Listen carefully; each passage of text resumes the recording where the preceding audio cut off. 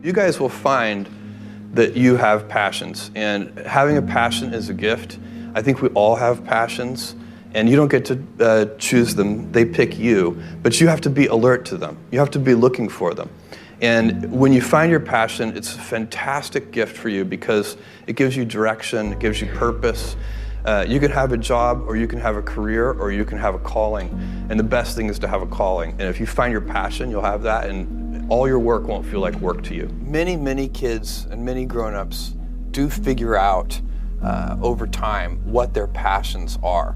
And sometimes we let I don't think it's that hard. I think what happens though sometimes is that we let our intellectual selves overrule those passions. And so that's what needs to be guarded against. My job, one of my jobs as the leader of Amazon, is to encourage people to be bold. And people love to focus on things that aren't yet working. And that's good, it's human nature. That kind of divine discontent can be very helpful. But it's incredibly hard to get people to take bold bets. And you need to encourage that. And if you're gonna take bold bets, they're going to be experiments, and if they're experiments, you don't know ahead of time whether they're going to work. Experiments are by their very nature prone to failure, but a few big successes compensate for dozens and dozens of things that didn't work. So, bold bets, AWS, Kindle, Amazon Prime, our third-party seller business, all of those things are examples of bold bets that did work, and they pay for a lot of experiments. I've made billions of dollars of failures at Amazon.com. Literally, billions of dollars of failures. And you might remember Pets.com or Cosmo, or give myself a root canal with no anesthesia very easily. None of those things are fun, but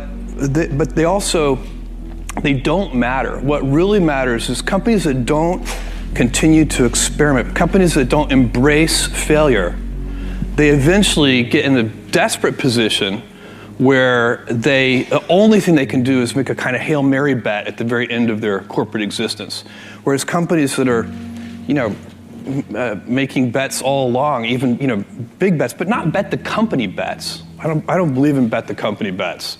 That's when you're desperate. That's the last thing you can do. It's not. You could be out of work and have terrible work-life balance. Even though you've got all the time in the world, you could just feel like, oh my God, I'm miserable, and you would be draining energy.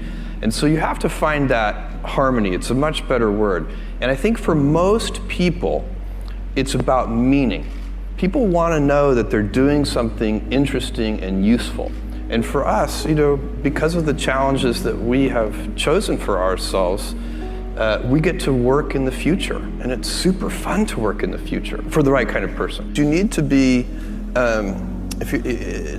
nimble and robust. So you need to be able to take a punch, and you also need to be quick and innovative and doing new things at a high speed. That's the best defense against the future. And you have to always be leaning into the future. If you're leaning away from the future is going to win every time. Never, ever, ever lean away from the future. We all have adversity in our lives. I doubt if you really, if you know somebody, any friend or anybody that you talk to, there's no lack of adversity, and by the way, that's good, because it's what teaches us how to get back up. You fall down, you get back up. It always happens.